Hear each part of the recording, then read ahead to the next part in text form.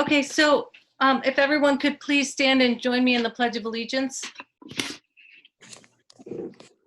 I pledge allegiance to the flag Flag of the of the United States of America and to the republic for for which which it stands, one nation, under God, God, indivisible, with with liberty liberty and justice for for all.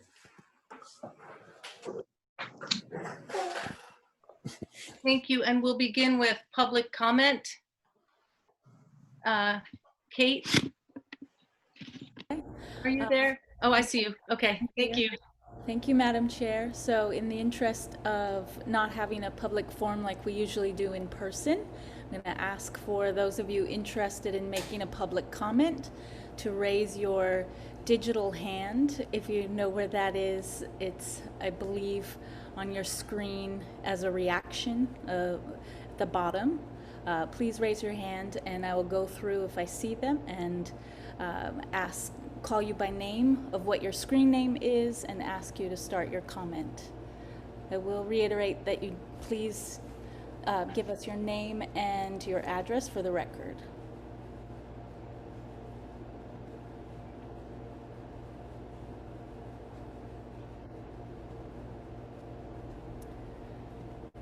Madam Chair, I don't see any hand raised. Does anyone else, am I missing something? I don't see any either, Kate. Okay, Okay. Thank you, Kate. you're welcome. If I could get a motion then to approve the minutes from the June 22nd, 2020 school committee virtual meeting. So moved. Seconded. Moved by Marge, I think seconded by Mr. Bento. Yep. All in favor? Aye. All opposed? Thank you. And now we can move to superintendent's recommendations and issues. Mr. Saviano.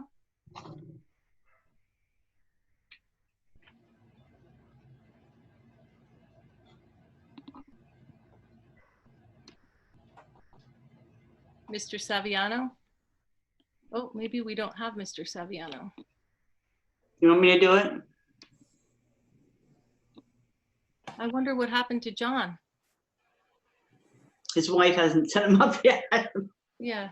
Madam Chair, I'm going to try to invite him and see if he can make it, so.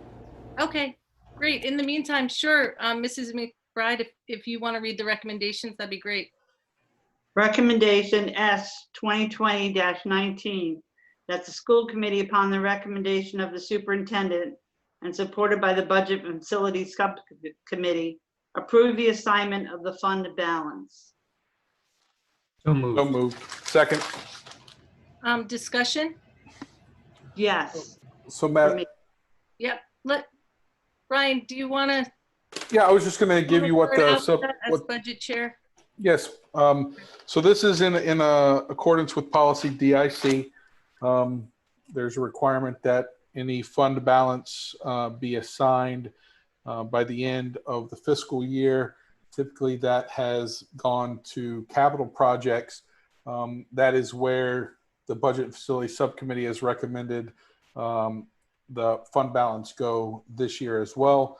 Right now, we're looking at approximately a $2.7 million fund balance, but I think that the motion that was approved is an amount TBD once we get through all of our encumbrances, which is also allowed by policy that we can approve an amount TBD, which would be a little bit more specific at a later date. So right now, it's an amount TBD to capital projects.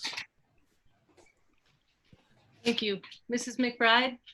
Madam Chair, because I don't believe that we have a full preliminary FY21 budget, I can't support moving funds anywhere till we know exactly what we've spent, where it's gone, and what's left. So I'm not ready to vote for this. Oops. Oh, no.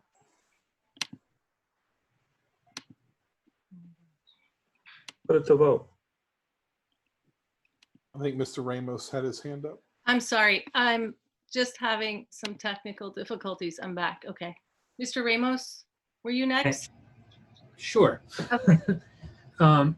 If I could just ask, I don't know if it's Mr. Bradshaw or if it's Dr. Bryce or if it's Ms. Fogel. Is there any, if we don't assign fund balance now, what are the consequences of that? I'll Is take the, Go ahead. Yeah. yeah, I mean, so I think number one, we are certainly trying to ensure that we are compliant with school committee policy. There is going to be a surplus. That surplus, as I mentioned to the budget and subcommittee, stems from the movement away from in-class teaching caused by the pandemic to distance learning, where we had significant savings for the fiscal year in transportation costs, substitute costs, food and nutrition, supplies, and other materials. And so the policy indicates that the school committee has to make a decision as to where those funds go. And so with approval, we would then make as we're doing budget adjustments and reconciliations at the end of the fiscal year. Usually it takes you about 30 to 45 days to close out the fiscal year. We would move those surplus funds to a place designated by the school committee, and we would notify you of the amount. And this motion is to move those funds into capital, correct? That is my understanding, yes, sir. Yeah. And the expectation is that we will need to expend some of the fund balance funds that we're talking about assigning for what might be described as extraordinary expenses related to reopening schools in the new world order that's been created by the COVID-19 pandemic? Well, I certainly think that in all of the conversations, so right now we have a work group of 40 individuals, teachers, administrators that are working on this. Our leadership team, the district leadership team, is also working with the Connecticut School Superintendents Association, as well as the District Management Council from Boston, so that we have the research and best thinking on how to safely reopen schools for students and staff. Some of the things that we're going to have to purchase, expanded technology, transportation, maybe additional staff to support that, additional cleaning and disinfecting of materials, PPE for staff and students, plexiglass partitions in some of the classrooms. We do not know the full extent, and we won't know the full extent of the cost until we have a finalized plan, which is due to ride on July the 17th. But it is safe to assume that we're going to spend much of that surplus on those materials so that we can attempt to safely return students and staff to school. And if we move or assign fund balance to capital at this time, will we be able to move it again into an account in order to cover some of those expenses that you just described? Yes, we will be able to move it. It's a normal process. We would have to come to the Budget and Facilities Subcommittee with budget adjustments. And once they would review that and then make their decision, if they approve, it would come to the full school committee. So yes. All right. Thank you. Anyone else? I have a question for Brian or Dr. Bryce or Tina. I was just at the budget meeting, but I just want to be clear as to why the preference is to put this money into capital projects rather than into a COVID expenses related account, or just leave it as is for now, rather than move forward with putting it in capital projects. So I don't believe that we can leave it where it is now. So it has to be assigned per policy. Mr. Bento, I believe, made the motion to put it in capital because that is traditionally where it goes, and where his always, I believe, in my tenure here, has always gone, knowing that it could be redirected to a different account at a later date. There were discussions of other possible accounts, a CARES account, a governor's account, or a coronavirus relief fund, all of which have UCOA codes have been created for those different accounts. But again, it's kind of always gone into capital, and there's nothing that prevents it from being moved at a later date into a coronavirus relief fund if that's where we choose to put it. Okay, Mrs. Ellsworth? Yes. So we had talked about putting it in separate different accounts, but the thought was, like Ms. McBride had said, is that if we have an issue where we're not going to get the state funding that we think we're going to get due to some of the state corona issues, then if you're throwing all of that money into one bucket, and some of those accounts that we had gone over for COVID are restricted accounts, so you can't even put that money there. So the thought was to keep it. My first thought was just keep it as unassigned, and we can assign it at a later date when we have more information. But it was felt more comfortable by the subcommittee that we would put it in capital and then move it out later. That's just some background. Thank you, Sheila. Are there any other questions or comments?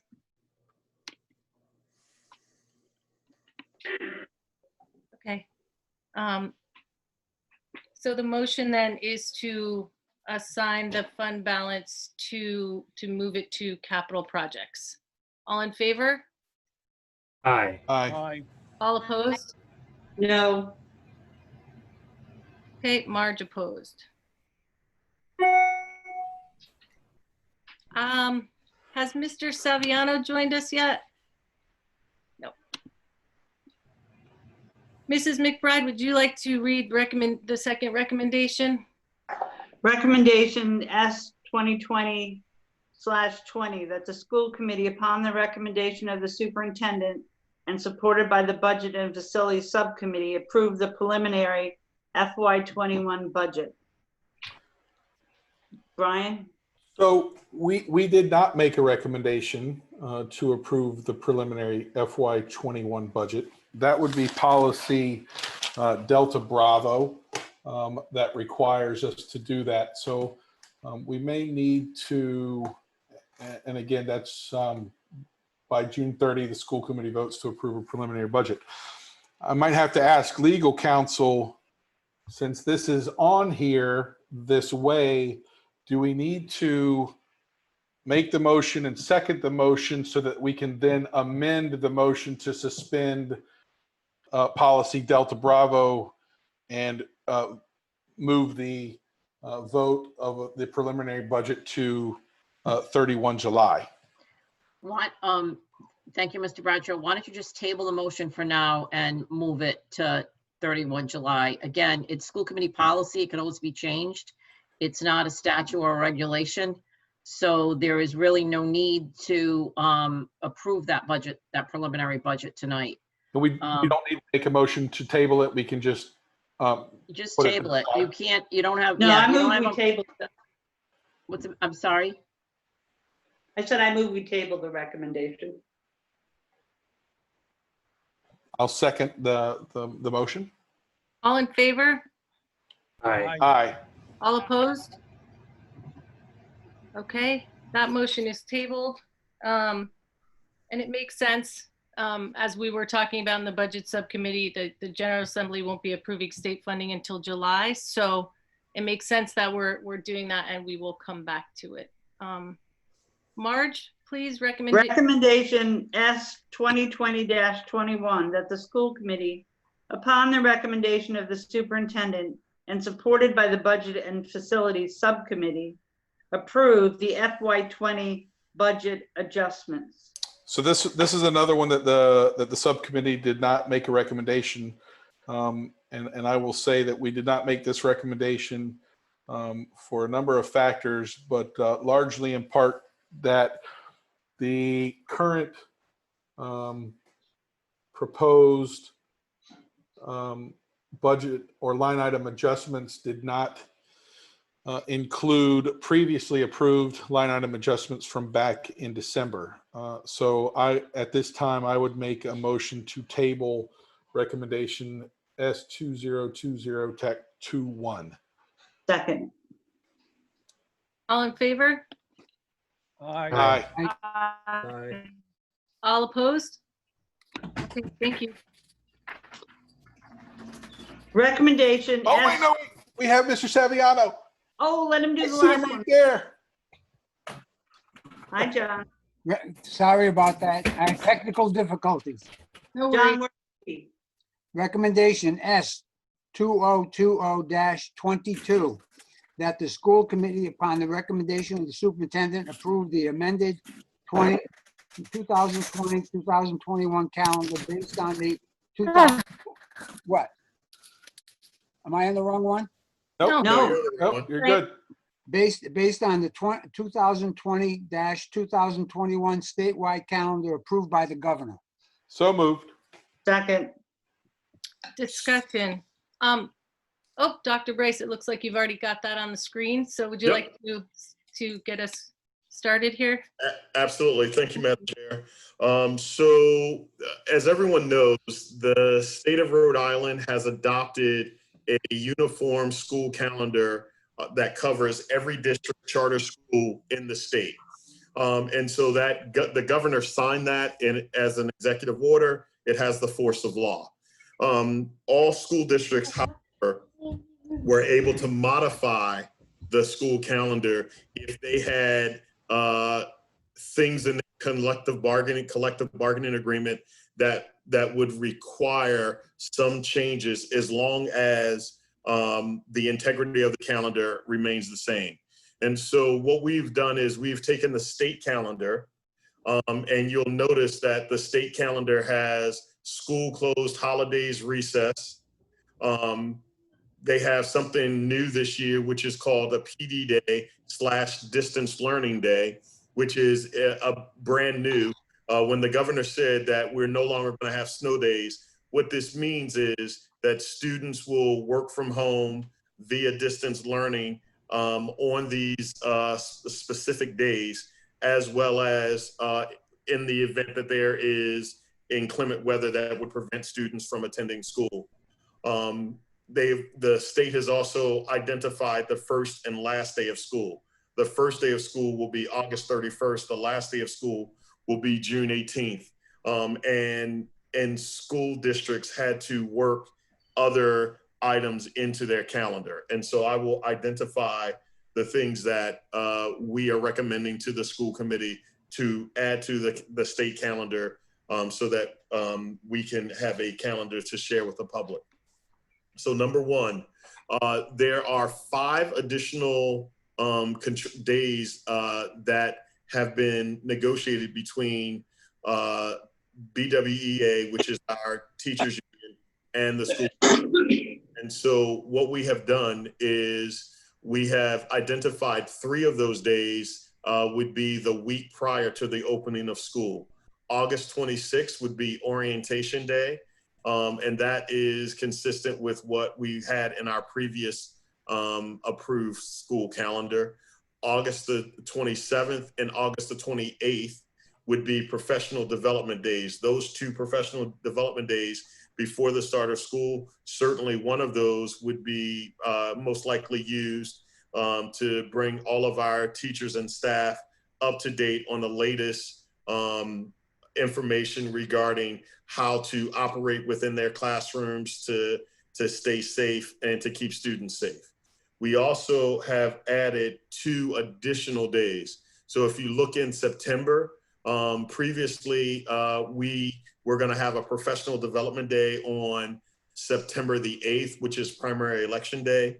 The state has that as a day off for students and for staff, and we left that alone. What we have done is we have added a professional development day on September the 28th. And so that is a day that students were already out of school. That will be a day for professional development for our teachers. What else? On May the 13th, May the 13th was a day that was already scheduled to be off for students. That will be a professional development day for our teachers as well. So given that, that allows all of the days in the contract to have been used. And then the state has identified 8 days that are both what they call professional development and distance learning days. Those days are on Mondays, and I'm just going to give you those dates. September the 21st, which is a Monday, October the 19th, a Monday, November the 16th, a Monday, December the 14th, a Monday. They skip January and February, and then they go to March the 8th, a Monday, April the 12th, which is a Monday, and May the 17th, which is a Monday. The only other thing that I would bring to your attention is that for the winter holiday, the last day of school will be December the 23rd, and school will be closed on December the 24th through, and we'll reopen on Monday, January the 4th.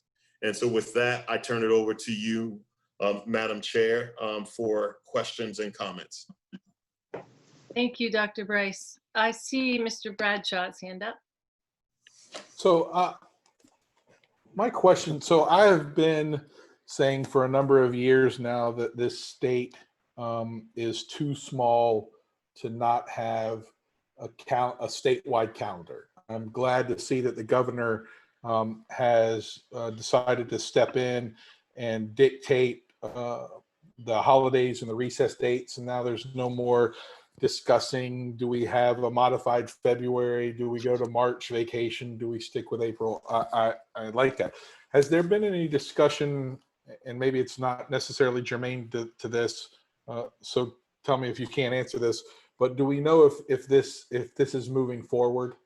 Do we think that this is going to be a standard practice moving forward, or is this just 1 year of a statewide calendar because of the circumstances that we're in with COVID-19? Certainly, I have not been privy to any discussions that indicate that this would be the calendar, the type of calendar for the state moving forward. However, given that it seemed to be well received this prior year during distance learning, considering that it is coming in for a full year, I would think that it is highly probable that we would have a unified state calendar moving forward. Okay.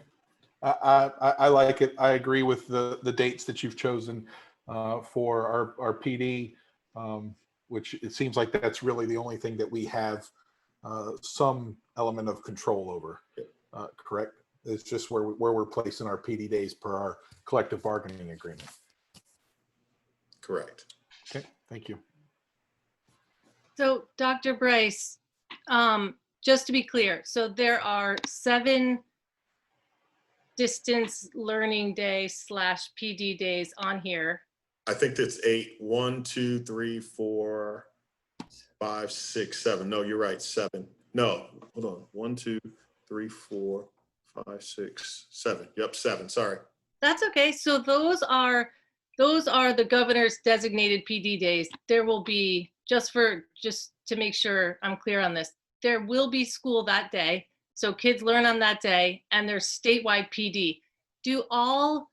Is it the same PD statewide, or will it? It is not statewide PD. Okay. So those are days where the expectation is that students will have assignments and they will work and they will learn during those days.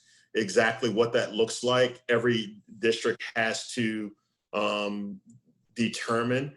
So we have not, as a leadership team, determined that and have not had significant conversations with our union partners on that. I certainly am aware that there is a concern that how can teachers be both online and providing support to students while at the same time expected to be in PD. And so that is a worthwhile concern and one that we certainly will address. And are these days where the districts are like, is what I meant by statewide PD is it going to be the same PD for teachers in every district? Yeah, sorry, I didn't answer that part of the question. So there has been no notification that this would be a statewide professional development for all teachers in the state or all administrators in the state. And so that what it really does is it provides a level of flexibility for districts to do the types of things that may really be helpful in a potential hybrid environment, which is what we really are planning for. So there may be the need to very quickly assess student learning and then to reconfigure groupings of students, virtual groupings of students, so that we can place students that seem to be accelerating and learning at high levels. We might put those individuals into groups, while students that need additional support, we might be able to regroup and provide them with smaller, more intimate support. And so those are the types of things that we expect to see on those 7 days. Thank you. I see Mr. Ramos. I can't see everyone on my screen. I can't get rid of the calendar. Yeah, I can't either. So It's if because of the calendar. If no one needs to see the calendar, we'll take that down. Sorry. Please, that's okay. I see that Sure. Mr. Ramos had his hand up, but I didn't know if there was someone before him. how who did I get was leaving. it looking? How did I reverse it? Oh, well. You can hear me, not see me. That's all. Yep, there's a little button at the top. That says, Hold on. Yeah, because you flip the screen. Yeah, I think it's on the iPad. Yeah, it's on your iPad, right, Marge? yeah. So it's probably looks like a camera, or it's got kind of arrows on either side. You should be able to hit it again, and it'll go back to your. There you There go. it is. There she is. Okay, Matt? so I had Mr. Ramos next. Not sure if there was anyone else with their hand up. So I just had a couple of quick questions. Well, one question and then a couple of comments. The first is I saw that one of the what we'll call the PD days that are district specific. Looks like it's on May 13th, which is a Correct. Thursday. Correct. And I'm just curious as to why that day was selected and why it was selected as a midweek date as opposed to a bookend date. Yep.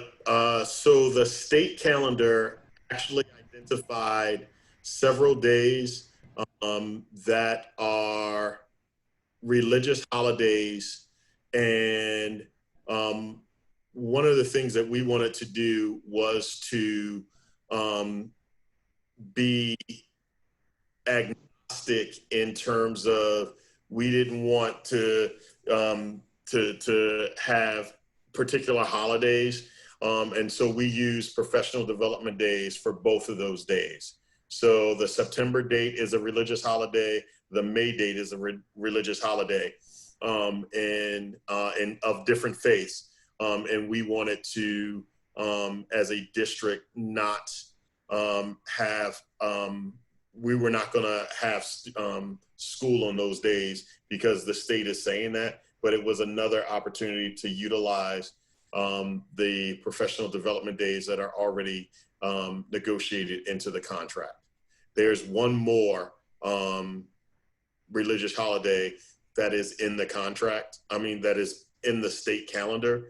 And so my understanding is that their previous attempts to remove that day have been met with some pretty stern pushback. I do think it is something that districts all over the country are having to deal with.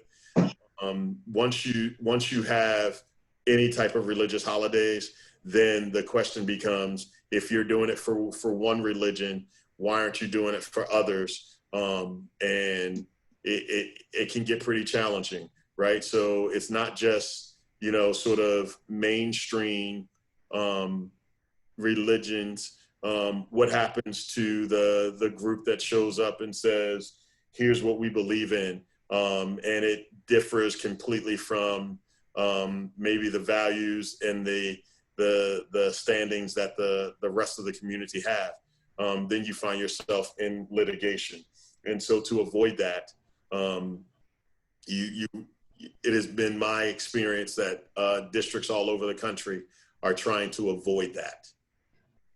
Thanks. And then the only other comment I have is I think in the boxes at the bottom, and I don't have it in front of me anymore, but there's just a couple of cleanup items on the calendar. It looks like it's still, some of those boxes at the bottom indicate that a first day of school that would have been September 1st or something like that. Can we put the calendar back up, Rose and Ryan? You don't need to. I don't need to highlight specifically what they are. Yep. I'm just saying when we We'll go clean to it up. publish it, just take a look at those boxes and Absolutely. make sure that they align with what the rest of the calendar says. Absolutely. Thank you very much. We'll clean it up. Thank you. Are there any other questions or comments about the calendar? Madam Chair, I know I just realized that something when I was editing it, and Mr. Ramos might have mentioned this as well, but in January, there is a PD Distance Learning Day on the calendar, but it wasn't highlighted. So when Dr. Bryce did say there were 8, that the statewide PD Distance Learning Day, that's why he was looking for it. So my apologies for that mistake, just wanting that to go in the record. Thank you. I was like, I thought it was 8. I was about to ask. So which date is that? For anybody that was taking It notes? was Monday, January 25th. And it was on the calendar, it just wasn't highlighted. This wasn't highlighted. Yep. So But- we are approving a calendar or voting on a calendar that includes January 25th as a PD day. As a PD/distance learning. Distance learning. Gotcha. Okay. Thank you. Any other discussion or comments? Okay, all in favor? Aye. Aye. All opposed? Thank you. Okay, all that's left is chairperson's remarks and adjournment. I just wanted to acknowledge Justin Pacheco. I'm not sure, I don't think he's here tonight, but, and I wish we could do this in person. Hopefully we will be able to in the fall. But I just want to acknowledge Justin, Mount Hope High School class of 2020 graduate, and this school committee's beloved and I would say very, very dedicated videographer. Justin shows up twice a month, on time or early, with a professional demeanor and a smile on his face every time. We want to thank Justin for his dedication to supporting the school committee in this capacity with enthusiasm and professionalism. Thank you so much, Justin. We hope to be able to celebrate you in the fall, as I just said. And just one more thing, I happened to be flipping through the 2020 Mount Hope High School yearbook just this morning, and just wanted to say that I completely agree with Justin's classmates that he is most likely to be a millionaire. So Justin, thank you so much. We'll miss you, and best of luck at CCRI. We know you'll hit it out of the park. You might be able to catch him at Stop and Shop. Yeah. Uh, I've seen him there. I've seen him there a handful of times. Yeah. I also, just real quick, I We also, actually think that Justin will be doing some work for the technology department over the summer. So we know where he's going to be. Justin doesn't work at Stop and Shop anymore. Justin works for the district now. And Oh, there you go. A little step Ah. up. yep. He works at the district. Rose was able to acquire him. We were very pleased, and he has been collecting and sanitizing and cataloging Chromebooks right now. Right, Rose? Congratulations. Thanks, Rose. Yeah. nice, thank He you. he is helping put Humpty Dumpty back together again. Nice. I just wanted to quickly also acknowledge Carly Reich, because I meant to do it at the last meeting. We approved the second reading of the health and wellness policy. Carly's like, what are you doing? But I just wanted to acknowledge Carly because she really put a lot of work into that policy. It meant a lot to her. We worked for months on it. And I know she also worked with the health and wellness subcommittee on it. So I just wanted to acknowledge all her hard work on that. It wasn't an easy one. So thanks, Carly. Appreciate it. Thanks, guys. My pleasure. And the last order of business is adjournment. So Motion, moved. move to adjourn. Second. Motion made by Brian, seconded by Marge. All in favor? Aye. All opposed? Thank you. Thank you all for coming. Night. Good night. Thank you. Night, everyone. Enjoy tomorrow.